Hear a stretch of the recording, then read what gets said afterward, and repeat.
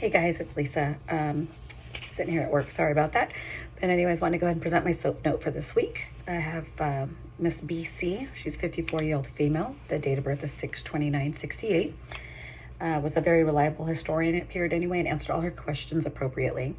She came in with the chief complaint of my heart feels like it is beating fast. I think I might have heart disease. So her HPI was African American female, presenting to the clinic today reporting weight gain in the past few months. She also was complaining of shortness of breath on exertion. She stated to me that laying down made it easier for her to breathe. She takes no medications, no over-the-counter, no herbals, nothing like that at all. Recently, she is not taking any medications at this time. No history of allergies, no chronic illnesses, no hospitalizations within the last 10 years, no surgeries. Family history, her father did die from an MI at the age of 72, and then her mother has hypertension and diabetes. Unsure of when they started, and she's still alive. BC is a retired school teacher. She's happily married for about the past 35 years. She does not drink any alcohol, smoking, or illicit drugs. She does exercise, she says, very little though, like an evening walk for about 10-15 minutes, maybe once a week. She doesn't follow any specific diet or watch what she eats. They kind of cook and eat whatever they want. They live their life and are happy with it. They live in a single-story home, no children, and no firearms or anything like that in the home. As far as her exam or her review systems, like I said, she only thing she was complaining about was this weight gain over the past few months and the shortness of breath on exertion. Otherwise, ear, nose, and throat were clean. Cardiovascular-wise, she said she didn't have any swelling or palpitations or any real chest discomfort. Although it kind of she went against what she said due to her saying that she felt like her heart was beating fast. So that's a palpitation. So I did do some education on explaining what palpitation was at that time. Her lungs were clear, no problems with her GI or GU. Neuro was intact, says she's sleeping 7 to 8 hours a night, no weakness, and denied any suicidal or homicidal depression etiologies. Her vitals were as follows. Temperature was 98.2, heart rate was 81, blood pressure was 148/86, respirations of 18, and she was 98% on room air. She is 68 inches tall and 165 pounds, which puts her BMI at 25.2, so a little on the overweight side. She was appropriately dressed, attentive, maintained good eye contact with me the whole time. Her skin was warm, clean, and dry with no lesions or bruising. Cardiovascular-wise, on inspection, symmetric, no scars, no lifts, no heaves. She had symmetrical expansion with inspiration. Didn't notice any abnormalities on inspection. On palpation, there was no thrills or edema.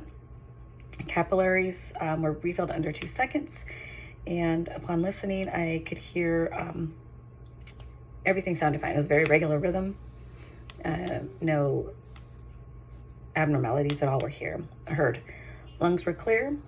Neurologically wise, she was absolutely fine. Psych wise, again, she maintained eye contact and everything throughout the whole appointment. We did draw some labs. We tried to have her do them a week or two before she came in. She did do them a few days before, so we did get only her HDL, which was 48, her LDL, which was 182. Her BNP was still pending. I wanted to make sure on heart failure with that in her past history. Her thyroid came back normal, and we did do an electrocardiogram on her, and it did come back normal sinus rhythm. Did not show any bundle branch blocks or any kind of pause, anything. It looked absolutely normal. So at that time, my differential diagnoses were hypertension, hyperthyroidism before, I got the labs, and then an MI. So the TSH that came back normal ruled out my hyperthyroidism. So that was good. And my EKG pretty much ruled out my MI, although you can have a non-elevated STEMI, which is always a concern. But upon talking to her, she denied any dizziness, any nausea, cold sweats. any vision changes, anything that would suggest that maybe there's a progression of a blockage of her heart or anything like that that I need to be concerned with. What I ended up going with at the visit was hypertension, obviously. The blood pressure is the pressure created by the body's major veins acting as barriers to the body's supply pathways. So when the strain is too high, it equals hypertension, correct? So, we rechecked her blood pressure again, and it came back elevated again at, where did I write it down? 154/88. So those are two blood pressures that came back high. So that's what I went with, and especially with her familial history and just her overall story, that's what I went with. What I decided to do with her is I started her on simvastatin, 40 milligrams daily, to help with her lipid levels. Obviously, she needs to be on a statin. And then I also started her on lisinopril, 10 milligrams daily, to hopefully help maintain her blood pressure a little bit better. So if we can bring those both down, we can decrease any kind of coronary buildup that she might have in the future.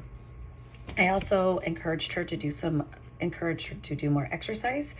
I wanted her to work on her weight loss also, so keeping a food journal as well as a exercise journal. So then that way we can kind of track better of when she's eating her worst foods, and that way we can track better of why she is having a hard time losing weight. Educated her on the importance of eating healthy and exercising daily, and what the American Heart Association guidelines are for that. So then that way we can keep her heart healthy. I asked her to come back and follow up with me in 1 month. We'd also get the BNP results. I also did a chemistry and a CBC at this time, just to kind of get a better baseline to check for any anemias and any other electrolyte imbalances. And that was my plan. I will put my references in my notes below, and I hope you enjoyed the down and dirty of my patients, and I will look back to all of your feedback. Thank you.